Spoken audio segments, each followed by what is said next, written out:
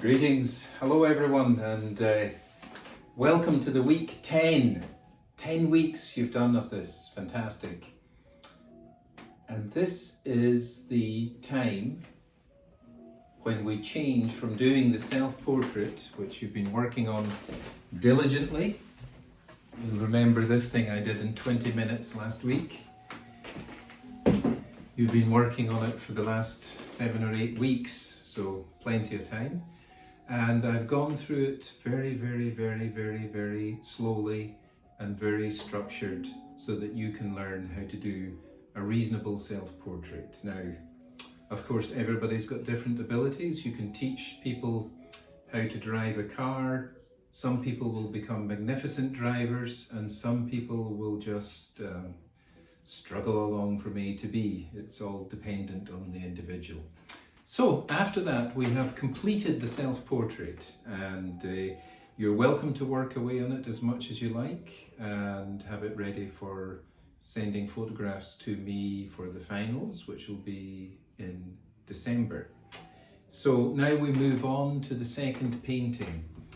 This week I'm going to send you a video from YouTube on one of my favourite artists for many years since I was a child. And that is the Mexican artist Frida Kahlo.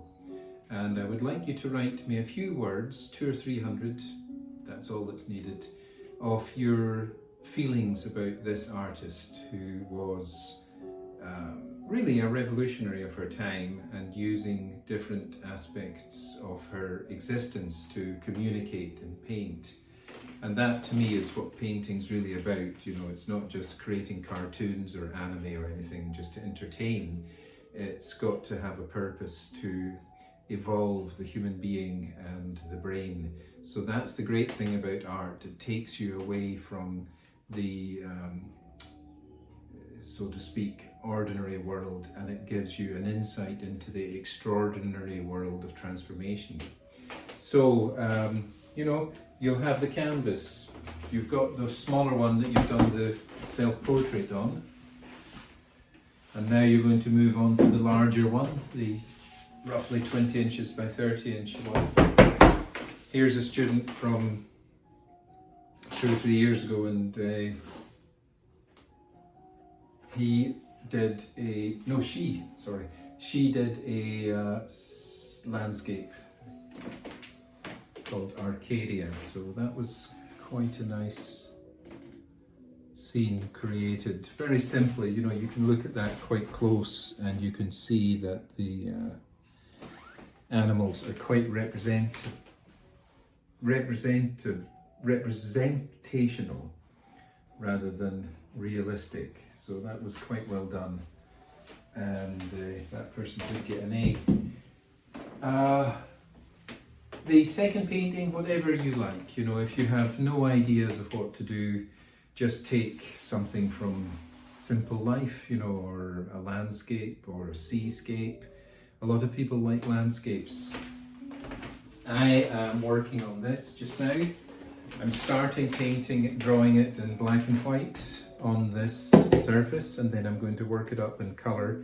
That's one way of starting an underpainting, just everything in black and white and then colours on top. So hopefully as that progresses I'll let you see it.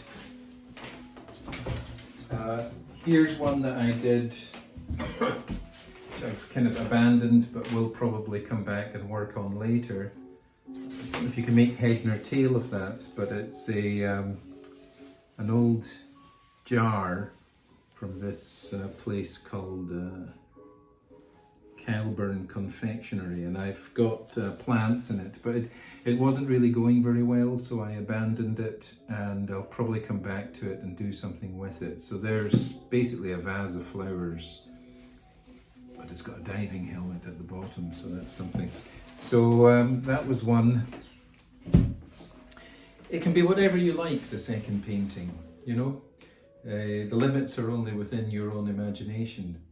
If you are wanting to do something that's to do with one of your family members, you can just take an old photograph. It could be your mother, your grandmother, your father, or your uncle, or whatever, and take it and try and use the techniques that I've taught you to create a painting of them, you know, something that could be hung on the wall. Who knows, one of you might be able to do it and create such a job that it'll hang in your family for generations to come. They'll say, oh, you know, that person did that painting 2020 during the coronavirus, the famous thing, and there it hangs on our wall for generations, you know. So that's a nice thing to do. You don't have to do that. I mean, we get people who just paint their dogs, you know, and things like that, you know. The things to avoid doing are just copies of cartoons.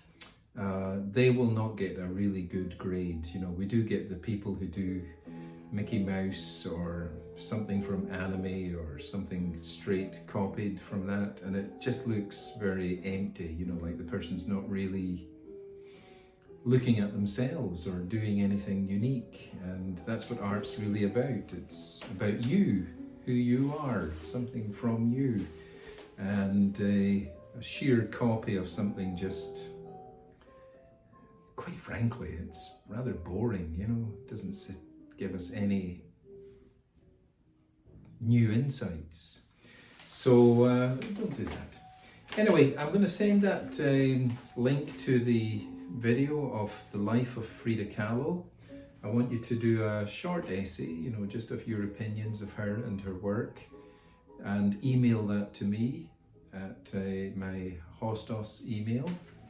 And that's it. What else have I been doing? Well, it's Halloween is coming, so I was working on this thing, which I've made. It's a vampire, Nosferatu. I've worked on the face here and the ears. The body is actually, I didn't make the body. The body is just a kind of generic action figure that I worked the head onto. And I think I'll set him outside for Halloween. At least it's something, you know. So that was something I was doing to entertain myself during the Halloween kind of things. You know, we usually put up pumpkins and things like that. So this year it's going to be more subdued. So he's going to, maybe the vampire will be out there. That's Nosferatu. It's an old black and white movie. It's on YouTube, Nosferatu. It's quite a scary film, actually, you know, even though it's a silent black and white movie from, oh, I don't know, 1920 something. So it's really old, you know, like 100 years old, but it's got a weird, scary atmosphere for a vampire film. So if you want to watch a vampire film at Halloween, Nosferatu is quite good. So those are the things for this week. It's just a simple talk. We're going to start the second painting. You've got the larger canvas, which is the big one, 20 inch by 30 inch. You can draw first of all on it.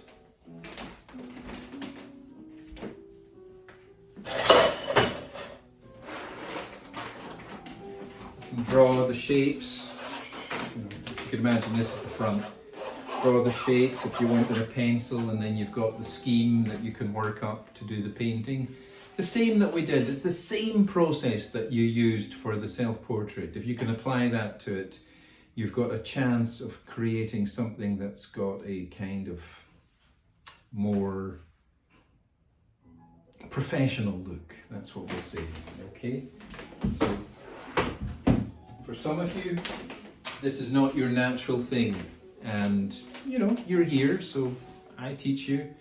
And this is the last time you ever do it, so that's fine. For some of you, you're getting into it. You're starting to get that feeling, that bug of art, and you're starting to realize what it's really about. And that's thanks to your own inner soul, which has been awakened over these last weeks to create wonderful masterpieces.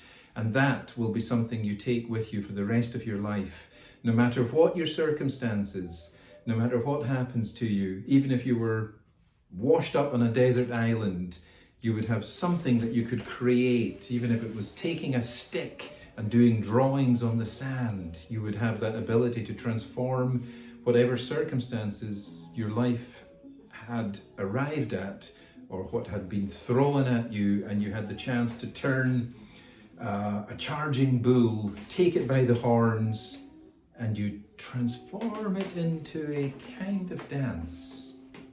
You know, as we all know at this time, life can throw up all sorts of things, and really, if you are working on yourself, you have the ability to transform those things from something harmful into something useful. And it's the same circumstances, the same stuff can be transformed depending on the way that you take it and use it, you know. You're either destroyed by something or you're opened up and developed and grow through that moment of suffering. You actually have the ability to change and grow. And that's a great thing that you can see in some art. Some artists have that ability to create works that really, by the perception of them, make you feel, well, that's an incredible thing that she's done. Frida Kahlo, look at that. I could actually manage to say something like that, you know, from those circumstances, make something come to life. Okay, I'm going to leave it for now. I'll send these things to you, and don't forget that you must email or text me at least your name every week so I know that you're there and that I can put you down as attending. Even if you have not managed to create any work that week, at least let me know that you're alive and responding and attending. That's important. So that's it for this week. I'll leave you. I wish you all the best and keep in touch. Bye for now.